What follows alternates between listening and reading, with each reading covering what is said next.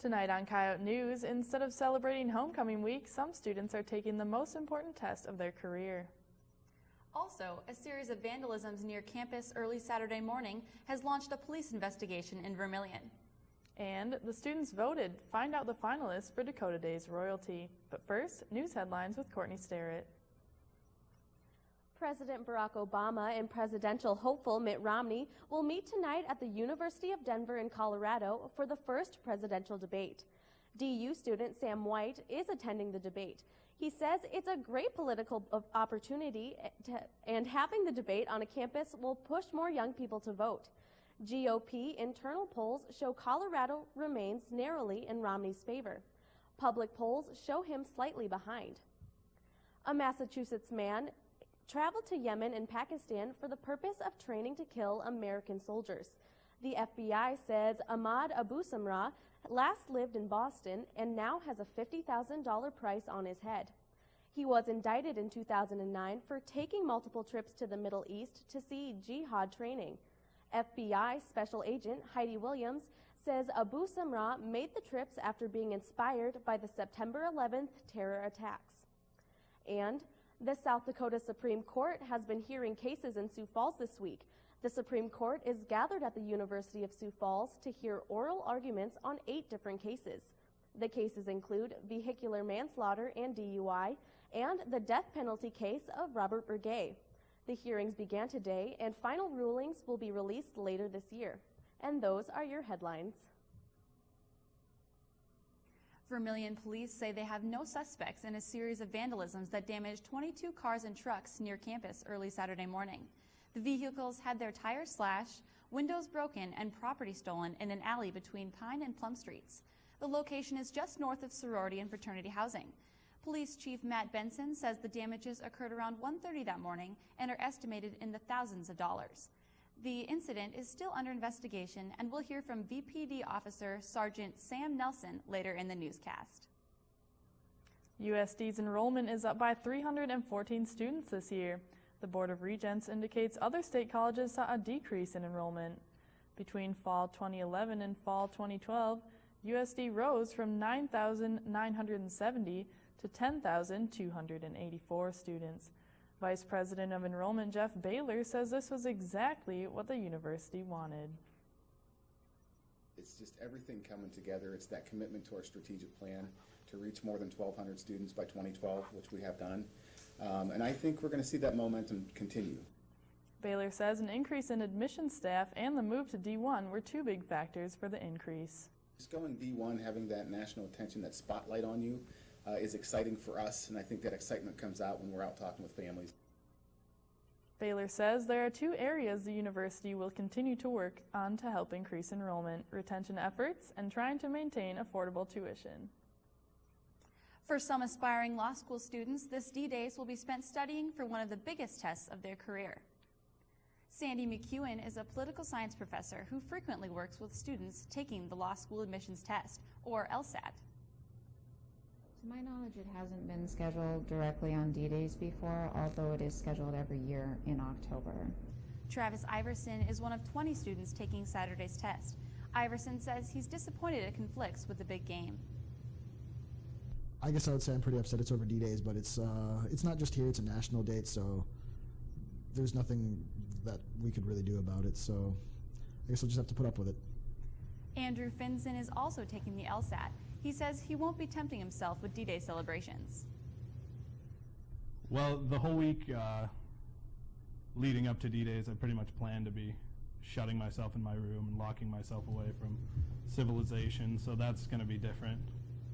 The LSAT is offered 4 times a year around the same dates. It takes about 4.5 hours to complete and measures verbal and written reasoning, among other key skills that students will need in order to be successful in law school. Coming up, a philanthropy event brought color to Vermilion over the weekend, and more details from the police on Saturday's vandalism case. Stay tuned.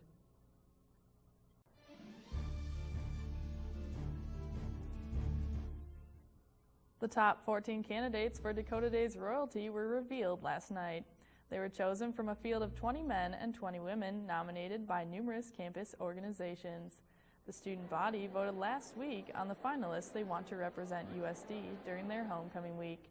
The 14 candidates now will compete through interviews and a second vote by the student body. Senior finalist Zach Susek says he was just happy to be nominated because he remembers looking up to Mr. Dakota Days his freshman year. A pep rally with Coach Joe Glenn and the football team wrapped up last night's ceremony. Final voting takes place tomorrow and Friday. The winners of the Mr. and Miss Dakota Days competition will be announced at halftime of the football game. Students continue to bemoan the lack of campus parking spots. University officials say a recent lot change should help resolve the parking problem. The lot located next to the continuing education building has been changed from a partial A and B permit lot to allowing any parking permit to use the spaces. Previously, A permits were only allowed to park in the outside of the lot, while B permits could park only in the middle sections. Well, it definitely opens it up for residential students, those students living in the North Complex. It's going to open up a few more spots for them to park at. The additional spaces are expected to have an impact. It's going to increase the spaces available to on-campus students by about 63 spaces, bringing it up to almost 200 spaces available in that lot. With the increase in lot space, officials expect a decrease in parking tickets. UPD also reports that there are more parking spaces available than parking permits sold. The coyote statue has found its permanent home east of the muck. Friday, USD will dedicate the statue named Legacy. The statue was sculpted by 2010 USD graduate Cameron Stahlheim. It weighs 300 pounds and stands 5 feet tall. The Student Government Association is trying to start a tradition where students rub Legacy's nose or pat its back on the way to the Dakota Dome before games for good luck. They're also encouraging students to camp out at the statue tomorrow night beginning at 8. On this week's Coyote blog, Chris Jessen advises students not to let typical Dakota Days traditions take over their lives. D-Days can be a fun time, and at times a little too fun for some people. With the celebration of our homecoming comes the inevitable partying, and what starts off as fun ends up being disastrous.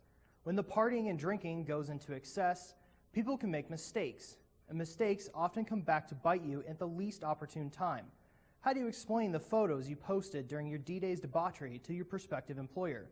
What do you say when they ask about your drunk driving citation you got trying to get home after you had a few too many? What can you say about the mistakes you made in the name of fun? You can't say much about them, but they can say a lot about you. The mistakes you made say you're irresponsible, that you don't think about your future when fun is on the line. And it's not just yourself you have to worry about. Mistakes made because you were partying can also hurt other people. A National Highway Traffic Safety Report indicates in 2010, more than 3,600 people other than the driver were killed in crashes involving at least one driver with a blood alcohol level of 0.08 or higher. Now, I'm not saying you can't have fun this week, but do so responsibly. Celebrate your school. But remember, what happens at USD doesn't stay at USD. For Kyle Blog, I'm Chris Jessen. Thanks, Chris. In this week's Yote Report, Amanda Ewald joins runners getting a splash of color for a good cause. Fundraising is nothing new to the University of South Dakota campus. On this week's Yote Report, we'll talk with the ladies of Kappa Alpha Theta and see why their 5K is taking campus by color. Well, due to the popularity of the national organization, the Color Run, we decided to have a little bit of our own fun. We went to a 5K just because everyone likes to be healthy, we like to exercise, so having this one would be a little bit different compared to a normal 5K run or walk. The event is Colors for CASA. It's a 5K run-walk. It will be held from Prentice Park and then ending at Prentice Park. CASA is the Kappa Alpha Theta National Philanthropy. It stands for Court-Appointed Special Advocates, and what they do is they help abused and neglected children going through the court systems. CASA, so all of the Kappa Alpha Theta chapters across the nation and in Canada support CASA and the different local CASA chapters. So the CASA chapter we support is in Yankton. And then the Southeast CASA program, just to add to what Sherry has said, is a new program. They were just founded last year, and they really need the money, so we're hoping to have a great event so that we can give them some of the money that they need to get supplies and have the training for the mentors of the CASA children. For the Yote Report, I'm Mandy Ewald. Thanks, Mandy. Kappa Alpha Theta hosts other events throughout the year to raise money for CASA. This was the first Colors for CASA run in Vermilion. Up next, this year's Susan G. Komen race attracted more runners than ever. Students are getting slammed at the muck. Stay tuned.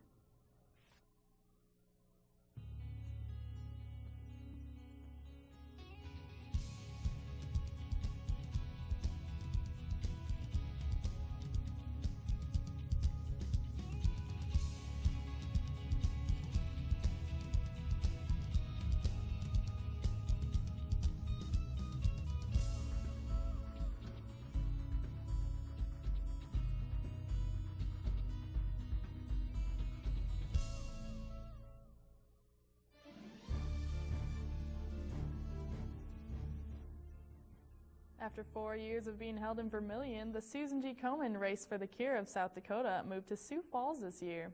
It was a good move for the event, drawing more than twice the participants in previous years. Although final numbers aren't yet available, event officials say more than 5,000 people participated and raised a record-setting $100,000. Susan G. Komen raises money and awareness for breast cancer. More than 150 races take place over 4 continents every year. The USD Steel Drum Band added Bob Marley music to a celebration of global learning last week in the Muck. The 8-member percussion band also played songs by Santana, as well as a traditional calypso tune. The band's performance was done in celebration of Trinidad's heritage as part of the Global Learning Week. Coyote News spoke with Professor Darren Wadley to find out what makes these instruments so special. The thing about steel drums that I find really interesting is that it's the most recent acoustic instrument that's been invented. If you think about all the instruments that were invented in the latter half of the 20th century, almost all of them are electronic in nature. The instrument is a point of pride for Trinidadians.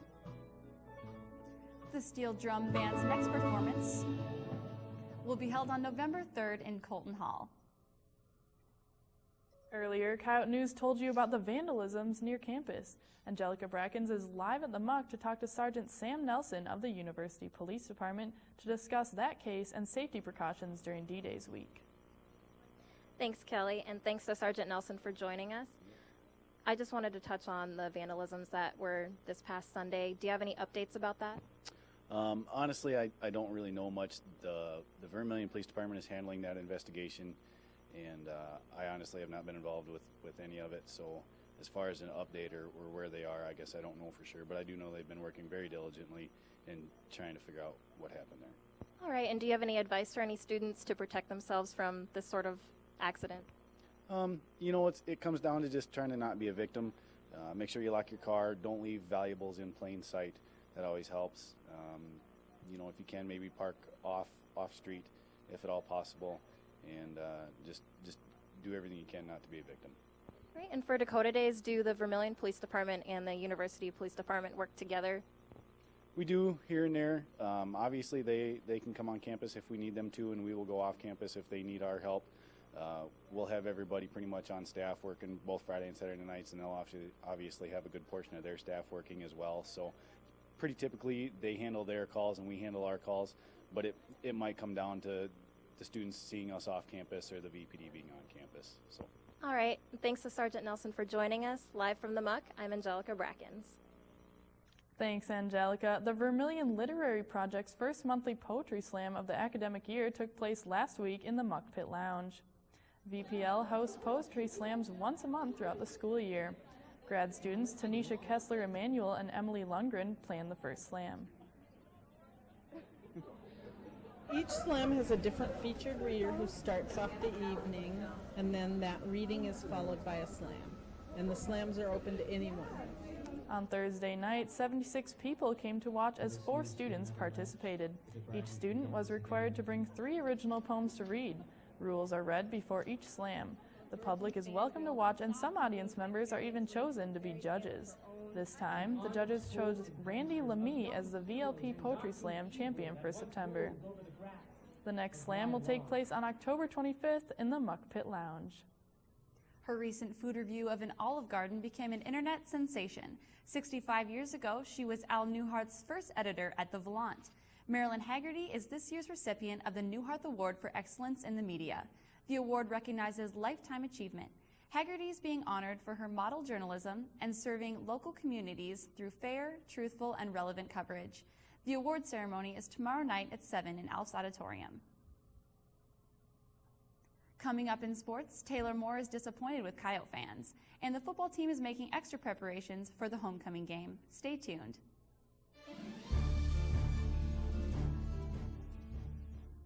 Today on Coyote Sports, a USD cross-country runner set a course record over the weekend. The women's volleyball team is on the road over D-Days, and commentator Taylor Moore has a bone to pick with Yote fans. But first, sports headlines. Courtney? Thanks, Abby. A former Ohio State football player is involved in a shooting after a road rage incident. Hall of Famer Jim Stillwagon is suspected of shooting at a truck driving down a Columbus highway and then hitting the driver with a handgun, causing it to fire a bullet that grazed the man's head. Police say the incident spanned 14 miles. Stillwagon, who helped the Buckeyes to a national championship in 1968, is being held on a $350,000 bond. It's only his first season as the Colts head coach, but Chuck Pagano is expected to miss 6 to 8 weeks after being diagnosed with leukemia. Pagano is undergoing treatment for the blood disorder after noticing severe fatigue and unusual bruising. He got his first win against the Vikings 2 weeks ago, but isn't expected to resume full-time coaching this season. The regular Major League Baseball schedule comes to a close tonight. Postseason play starts Friday with the American League and National League wildcard games. The Yankees are just a game behind the Rangers in AL standings. The Yankees have 3 players in the top 10 jersey sale, including Derek Jeter, who led sales for the 3rd straight season. Rangers slugger Josh Hamilton was second. And those are your sports headlines. Thanks, Courtney. The calendar has turned to October, and that can only mean one thing at USD. Dakota Days has begun. On Saturday, the Coyotes will welcome Western Illinois into the Dome for the homecoming game. First-year head coach Joe Glenn says that a win this weekend would be important for more than one reason. New in the league. Everybody's picked us down near the bottom of the league, and we're really excited about getting our first victory in the Missouri Valley Football Conference, and our best chances are to do it at home in front of our home fans. The Yotes haven't had much trouble defending the Dome in recent years. They've gone 3-1 over the past 4 years in the homecoming game. Coach Glenn says that his players know the appropriate time to start celebrating homecoming week. Well, we'll go to the pep rally and do the things that we can do, but there'll be no celebrating this until the game is over and the victory is in the bag. The Yotes fell to the conference-leading Illinois State Redbirds 34-31 on Saturday after a fourth-quarter rally came up short. The football team is only one game into its conference schedule. Its biggest games are yet to come. Coyote News' Cassie Bartlett is live at the Muck with Athletic Director David Saylor to talk about the upcoming contest. Thanks, Abby. Thanks, David, for being here today. Sure. So students were able to pick up Dakota Days tickets today. Why did you decide to give them out early this year? Just trying to make it a little bit more comfortable, seating area for the students, and that way they have a guaranteed ticket. They know where their seat is. If they have to get up and go to the bathroom, they can get back to their seat. That was important to us, and it also just kind of takes out the decision about when to kind of cut people off from going across the end zone and going up to the seats. It will be much more kind of consistent flow and much safer for everybody involved and make it much cleaner. The NDSU game is just a few weeks away, and tickets for that were given out last week. Are there still student tickets available for that? We actually went through all of our allotment, so that was a good thing that it happened quickly, and the interest was very strong. And so now we're just working on getting the bus logistics worked out for those that want to do that. So there will be buses provided to get students up to Sioux Falls? Yes, absolutely. We're going to bus everyone, not just students, but also fans that live here in Vermilion or Yankton area. If they want to hop on a bus, and we'll take them up and bring them back. All we need them to do is just let us know they want to do that by calling the ticket office, and that way we can make sure we have enough buses ready to go. Great. Thanks so much, David. Sure, thank you. Students can still pick up Dakota Days tickets through the end of the week. For Coyote News Live, I'm Cassie Bartlett. Thanks, Cassie. After strong performances at the Woody Greeno Invite, the men's and women's cross-country teams struggled in Minneapolis.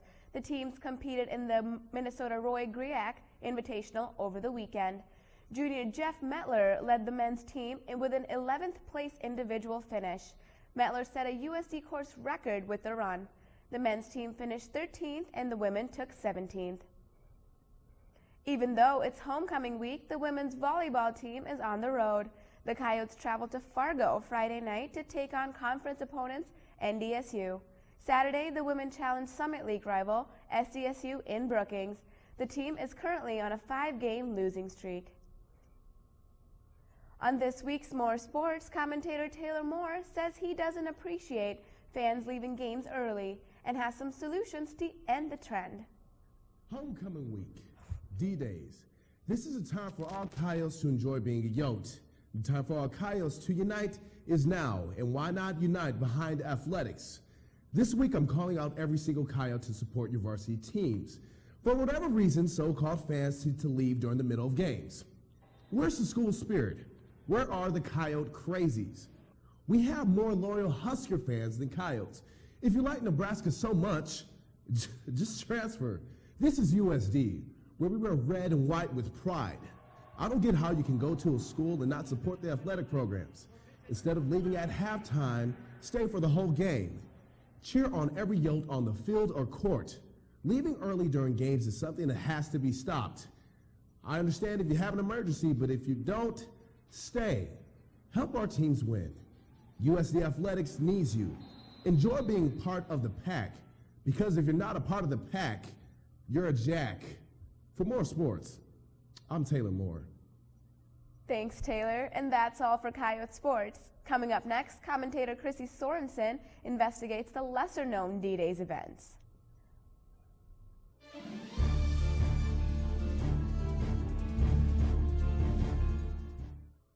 This week on Coyote Commentary, Chrissy Sorensen shows us what there is to do in Vermilion on D-Days besides drinking. This is Chrissy.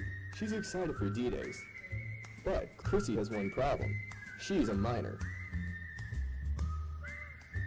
Instead of going around and causing mischief throughout the entire week, Chrissy could be spending her time doing other things.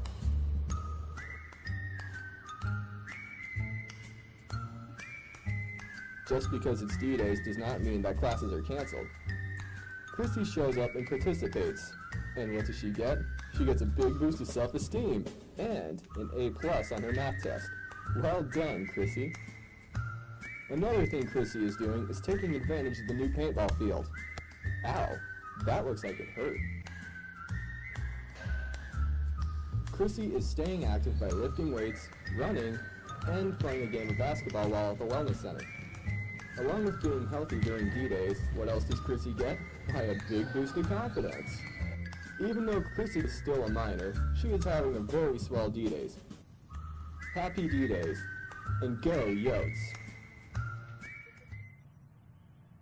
Chrissy says everyone should check out all of the activities that are going on throughout the rest of the week.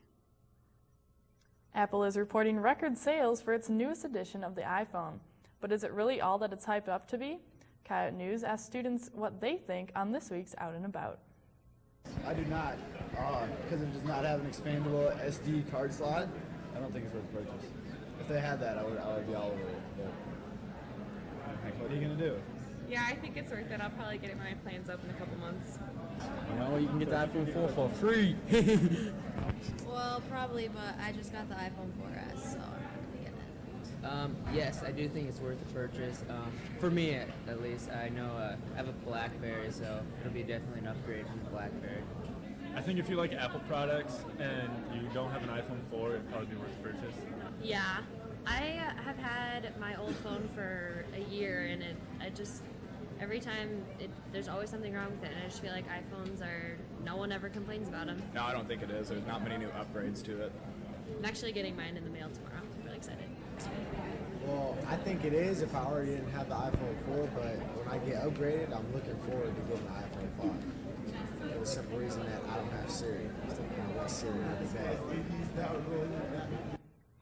No matter what you think, you'll have to wait until October 19th to get the iPhone 5 because of back orders.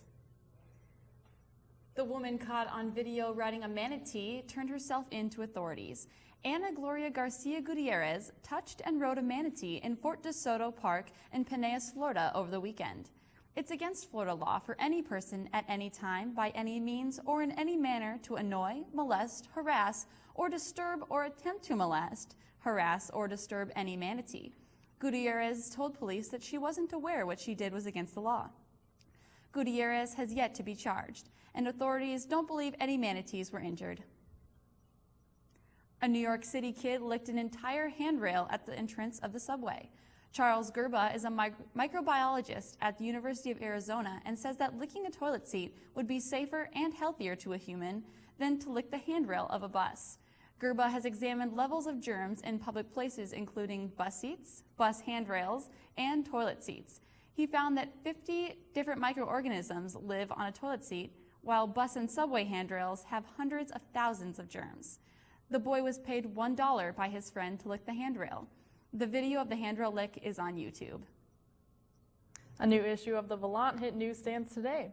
Pick up your issue to read about USD's 150th anniversary celebration and other D-Days events. Those stories and more can be found on ValantOnline.com. You can also check out the Coyote News link on the page. That's all for Coyote News. Don't forget to check us on Facebook and Twitter. Have a great night and enjoy D-Days. We'll see you next time.